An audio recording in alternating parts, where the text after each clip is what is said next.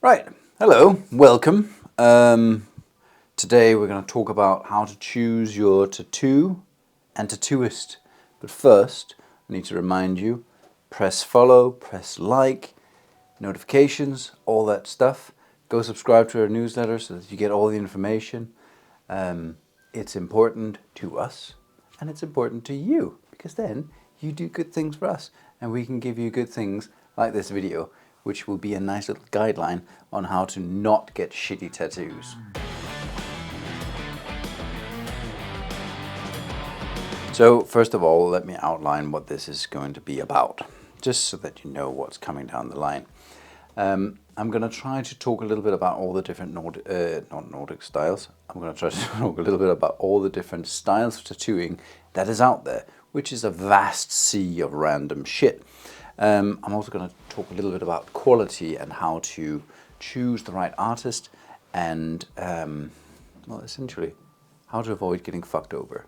Let's start with the simple bit. You need to figure out what style of tattoos you want. Now, I could argue that you should all get Nordic and geometric and ornamental tattoos like the ones I do. That's a bit boring. There's too many of you anyways, so I'm just going to give you advice on tattooing in general so that you can choose the right artist. Besides from style, there's quality, and there's longevity, and there is logistics. And these things are, to me, quite interesting. I've worked for 14 years as a tattoo artist who's highly specialized. My clients come to me from all over the world, and they do so because I know my shit, but I also know a lot about tattooing in general and how things can be done in a high quality way and often in a better way. Not to sound arrogant, but my autism makes me hyper focused and I like studying on all these subjects and matters, and therefore I have built up some expertise. I suck at a million other things, so just trust me. I've sacrificed much to make it to this weird point. I personally believe that quality is the first thing that you should look for with your tattoo artist and in the tattoo that you get. Because quality is what dictates longevity of the tattoo. Now, I'm not saying your tattoo is going to fall off, that's not how it works, but it will fade over time, it will diffuse as you age, and it can change as you change. Let's say you start working out a lot and build up some muscle, or you start gaining some weight, or you just grow older and you start slouching a bit, like humans do. You would like your tattoo to follow your form, which is one of the reasons that you should choose an artist that knows form and body dynamics and don't just like splat things onto your skin with stencils that are flat and boring, unless that is the kind of stuff that you want, because some people are super into that kind of style. They really like old school and traditional, in which case that's what you should be looking for. But quality and aging is, to me, very, very important things. Now, to me, the cornerstone in quality is line work. A good outline of a tattoo means that it'll have longevity. A good line gets embedded properly into the subdermis. It sticks there because the good ink particles are placed there with a good sharp needle by someone who has straight, good craftsmanship and good line work. And there it is going to fucking stay. It might be that the details of your tattoo gets a bit muddy over the years. There's some colors that fade or whatever the fuck, but the line work stays in place, supporting everything else. And that means as you grow old, you will still look cool in the retirement home amongst all the other retirees who has bodysuits, like we all will when we reach that age. So quality, look for quality. I will make a video at some point that just focuses on quality of tattooing and like all the techniques and shit like that. But it's a very, very extensive subject, so I'm not gonna dive straight, like fully into that in this video. Just skimming the surface of that one.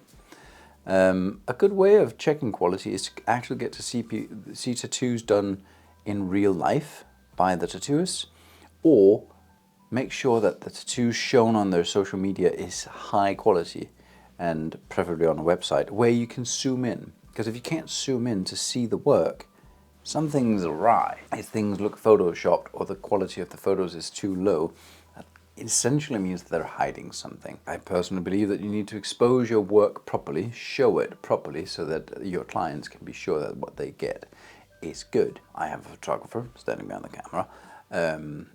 We have a couple in the studio actually that make sure to take high quality, high resolution photos of what I do. And sure, it's lighted well and everything, but that's done to illuminate the work. We do not Photoshop what we do. We do not lessen the quality or warp or change anything or let AI play around with it. It's important to show what you make, because in the end the client will have this on their skin and it'll be the real fucking deal. And if they're disappointed once it's on their skin, then, well, then it's really shit. And as the tattoo artist, you should be able to vouch for your work always. And as the client, you should be able to shop around and choose what it is that you want. Now that's the quality side of things. There's also the personal side of things. When you choose a tattoo artist, make sure you feel familiar with them. I try to do this through social media, exposing myself to the world so that you all know that I'm an alright person to be in the company of. My company annoys myself a lot, but I'm told that I can be stomached and that's alright. Like I'm not outrageous, I'm not a sexist bastard, I don't shout unnecessary things at people and all that. There are tattoo artists out there in abundance that do shitty things. They are shitty people. Check people's reputation. See if you can find someone that's been tattooed by them before, to make sure that they're all right. And always be ready to walk out. If you're just in a situation where the tattoo artist turns out to be a douchebag, leave. I know it'll cost you your deposit, but you don't want to spend 30, 50 hours in the company of someone doing your sleeve if they are inherently bastard-like people who will make you feel uncomfortable at every turn of the journey. It isn't worth it. Therefore, scope them out first. It's a good bit of advice. Now, social media can be really helpful for this, YouTube and so on. Like, I sit here and I talk, we interview clients and all of that. I make sure that I am vouched for by my clientele, because my process is that people come from far away to get tattooed by me, and I don't want them to feel at risk doing this. I want them to have, they feel grounded and have a feeling that they know me well enough to undertake this journey. But that's in my particular position because people travel in to get tattooed by me. If you're in the same city as the tattoo artist you want to get tattooed by, go fucking meet them. And if they don't want to meet you because they're oh so busy, they might be the wrong guy for you, or girl for you, or they them for you. Like that, just make sure that you find someone that you'll feel comfortable with.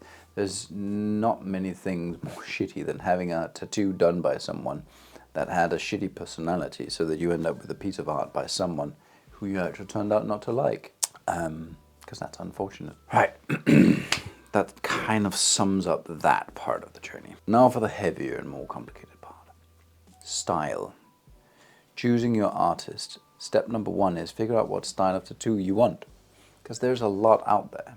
And even, let's say you're into Nordic tattoos, but you don't necessarily like the traditional Nordic style. You can have a Thor's hammer done in an old school style or a realism style.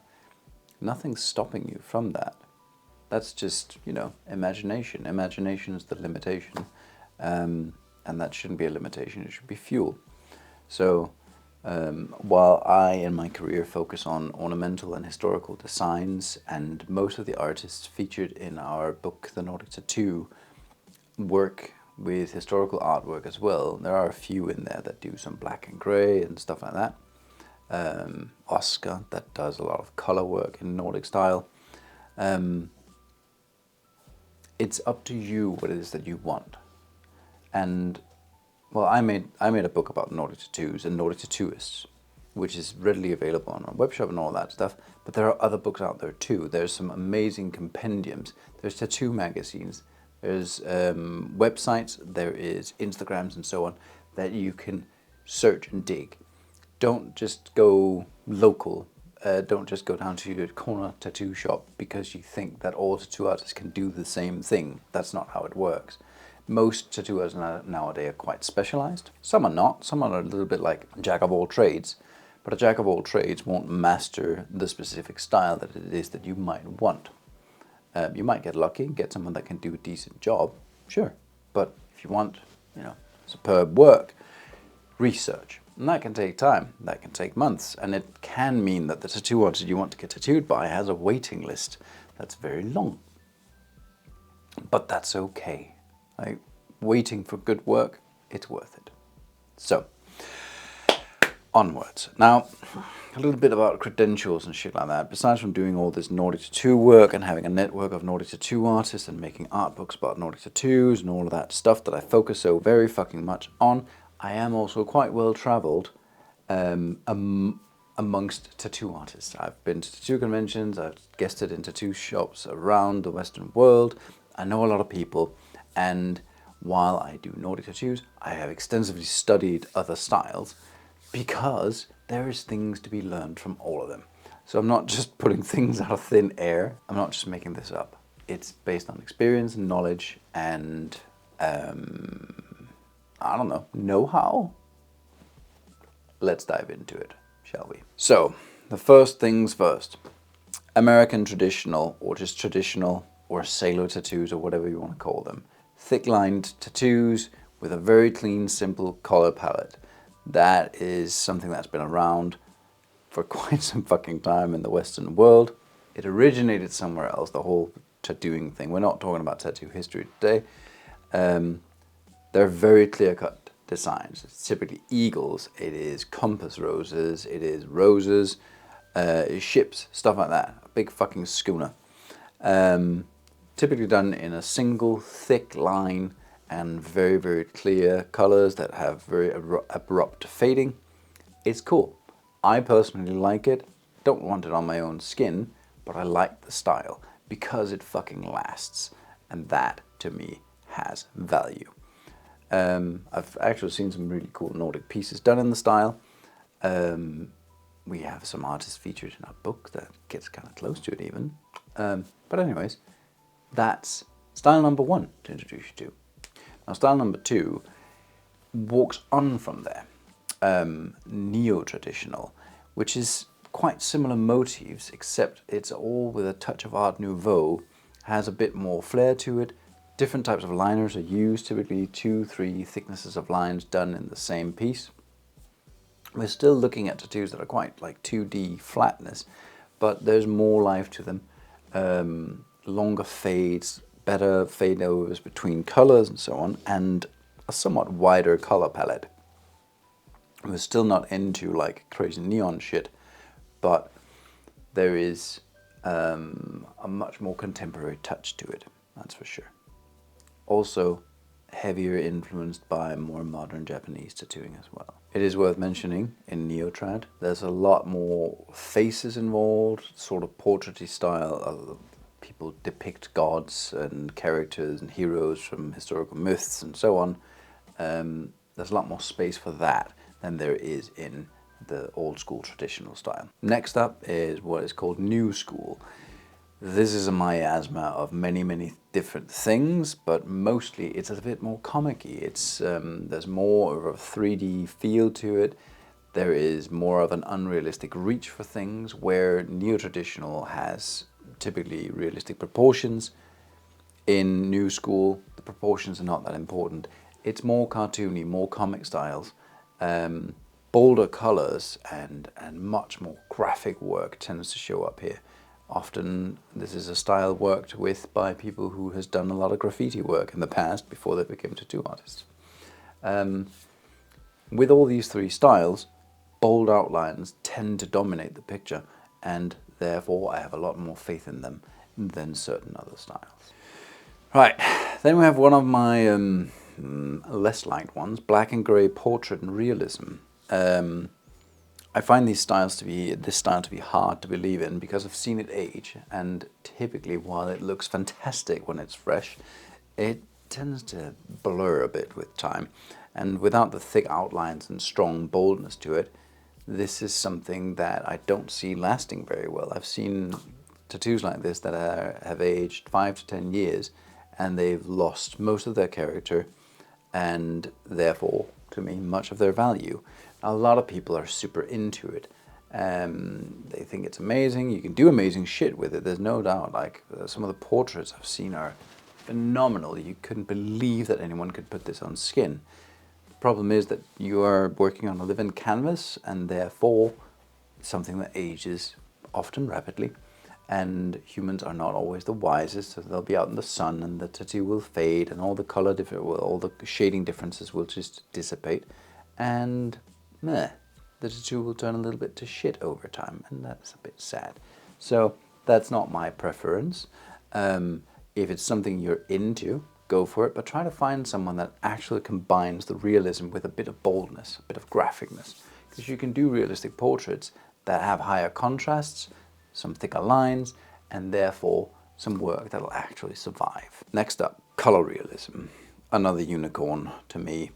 I can't believe what people can do with it. Some of the tattoos that I've seen them be tattooed. I can't understand how anyone can even grasp all of these color palettes that they have on their tray and make it into the art that they put on the skin.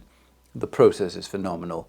The artwork looks fantastic. The tattoo looks great for 5-10 years, and then shit starts to fade. Again, there are some out there that work with a bolder look, more graphic and more like stronger lines. Them I have faith in, but the overall soft shaded, soft colored pieces, I don't see them lasting very long. Again, if it's your cup of tea, fucking go for it. But if you want longevity and want to look cool in the retirement home, that's probably not for you. Let's go back to something I have faith in. Japanese tattoos. I'm going to fold two things into one. Japanese tattoos and neo-traditional Japanese tattoos. Because it's more or less the same. One just has more details than the other. Both are styles I'm a big fan of. They're beautiful, they're elaborate, typically large scale. They have cool content, koi fish, peonies, hero characters, massive weird Hanya masks and all sorts of trippy shit, demons and dragons. Hard not to like. And thick outlines that'll last until you're really old. So yeah, it's hard not to be a fan of. I have been inspired by these styles for my entire career. The whole composition and the flow and everything, fucking phenomenal. So I highly recommend it. If you're into Asian mythology and Japanese tattoos, fucking go for it. Yeah, I've nearly had half of my head done in one of those styles just because they are cool. The color palette. In the neo-trad version of it, the color palette is of course a lot more elaborate, more pigments available and all these things. Other than that, they very much follow the same principles as traditional and neo-traditional tattoos. Still 2D, they are what they are, but they are cool. Next one to touch upon is tribal tattoos. Now, I'm talking proper tribal tattoos, Polynesian style tattoos, Samoan, Maori, and so on. To me, these tattoo styles belongs to the people that owns the culture, that are the culture. And I wouldn't recommend you to go out and find someone who does knockoff Polynesian tattoos of any kind. If you are to get Polynesian tattoos, if you really want it, find someone who is Polynesian and do the tattoo that does the tattoos on you, not the half-assed solution. There is some sacredness to these cultural style tattoos, and I believe that that is how it should be. I know, controversial shit. And yeah, there's a lot of you out there who has like a Polynesian half sleeve or whatever the fuck, and you probably hate what I'm saying right now. Tough luck. What I can say is that they're amazing. Styles, the work, fantastic. Clean lined, black, solid, good work. I think it's fucking epic. And there are European equivalents to it. You can do something in that style, in that kind of flow and feel with Nordic artwork, with Celtic artwork, with Anglo-Saxon artwork, pictures, designs, or whatever the fuck. It just requires that you find the right kind of artist. Not to plug in my book, but I'm going to plug in my book, The Nordic Tattoo. 70 plus artists, most of them are able to do this kind of stuff. If you're into Polynesian tribal idealistic tattoos, but you are white as fuck, go find someone that can make a European equivalent instead. Just a recommendation. Onwards to neo-tribal tattoos. I nearly forgot the name of that there. So neo-tribals have been around as long as I've been alive. First tattoo magazine that I know of it from was from 1982, printed in New York, and had these amazing, beautiful neo-tribal designs in them. Now basically neo-tribals is the same kind of flow and form as Polynesian tribals, but inverted and made a lot more spiky. There are tattoo artists out there that do great versions of this, that follows the flow of the body. There's not many doing it anymore. Back in the 90s and late 80s, this was fucking massive, but it's changed. But some of us still loves this shit, so it's still out there. I personally think that a good neo-tribal tattoo is phenomenal. Bad one, fucking horrible. But that goes for every genre. The advantages to this is clean work, clean lines, solid black. It looks good, it ages well if it's done right. And nowadays we know a lot more about how to put in the ink into the skin than back in the early 90s, where people just keep grinding to get solid black, scarring up the skin and shit like that. People do smooth work now. It's worth it. Go check it out. I can highly recommend that you look at artists like Thomas and Hanumantra. They are very much in that direction, although Thomas does more geometry work than the neo-tribal, but he is proud of his neo-tribal pieces, so go have a look. Next one up of the large genres is script, massive calligraphic lettering and shit like that. This can be done fantastically, but I do recommend that if you want script tattoos, you talk to the tattoo artist and ask them what they think will fucking work. Because if you want like a tiny piece of script on the side of your finger in a fine line, it's not gonna last. Get something bold, get something strong, get something well made. The same rules that apply to other genres of tattooing also applies here. Now, lettering is a fun one, because if you go on dafont.com, you will discover that there are hundreds of thousands of types of fonts that you can work from. And a good lettering tattoo artist will know how to do many just by hand, by scripting it on you with pens. And they can probably pick up anything else. A lot of these guys are all graffiti artists and similar stuff. And they fucking know their shit. So once you found someone that does this, that you want to have you work on you, just give them some trust. Because good script can actually look fantastic. And once it gets calligraphic and crazy, oh my god, it's just beyond. I recommend that you have a look at Mayonnaise, because that is some bloody cool stuff. Hand-drawn, very, very elaborate, really cool. Oh, and again, solid lines, solid coloring, solid blacks, like heavy things that'll heal well and age well.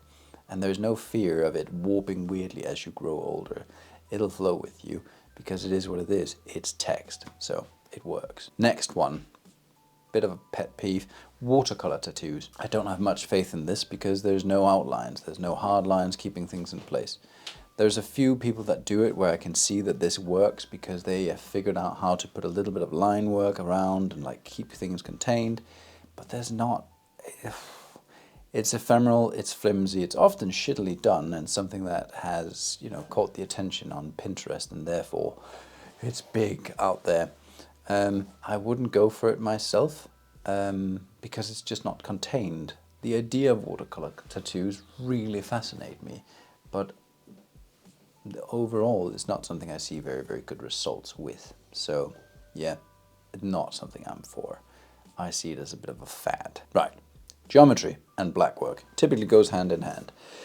Geometry tattoo and dot work was something that was invented by Sedley Head. Sadly has passed now, but he was an amazing kind of creature that came up with some crazy shit, and it sparked a massive genre of ornamental style tattoos. One that I'm part of, although I have my own subgenre to play around in. Geometry can be anything. Patterns, it can be a design that has been tessellated and made weird. Doesn't matter. To me, what really works about dot work geometry is that the lines are clean and clear, if done right, and dot work lasts in the same way that line work does. Each dot is quite contained and heals well, and will stay well for a very fucking long time. This is something that ages really, really well. So I am fond of it. I also do a lot of it, so I'm probably biased, but fuck that. There is an abundance of artists out there that do this style. Again, a lot of people who just dabble a little bit in it. Find someone who's fucking good at it, because there's enough for you to pick. There's some really brilliant people that do this stuff. And, well, you got the pick of the litter, really. You can just shop around, find someone who's good, whose personality you like, and get to it. Also really good at space fillers between other styles of tattoos, if you can find someone that will be obliged to tattoo that stuff on you. The last one that I'm going to finish this video off with. Bear that in mind, there will be more videos about this subject, but this kind of sums up the relevant stuff. Fine line tattoos, sometimes referred to as blackwork, which is a fucking nonsensical thing because there's hardly any ink in the skin. Fine thin line work, fancy little creatures and scripts or whatever the fuck. I mean, if you have one, you can probably already see that it won't last. Thin lines is not something that sits well in the skin, gets pushed around, it's not isolated enough within the layers, just, yeah, make-believe shit. I would not get a fine line tattoo if it was given to me for free, because I will just have to cover it up later. It's that simple. I wouldn't recommend it. That was the first chapter of this whole choosing style and choosing artist. There are many, many more styles, and we should look more at them. Some of them a little bit more in depth because they're fucking weird. There's naive and there's art boy and all sorts of things. We shall proceed another day. For now, this is all you get. Don't forget, subscribe, like, press that weird bell, all of that jazz, and go to northernblack.shop and buy yourself a book. It'll make me happy. Thank you very much. And don't forget, you're not a fucking Viking, and fuck off.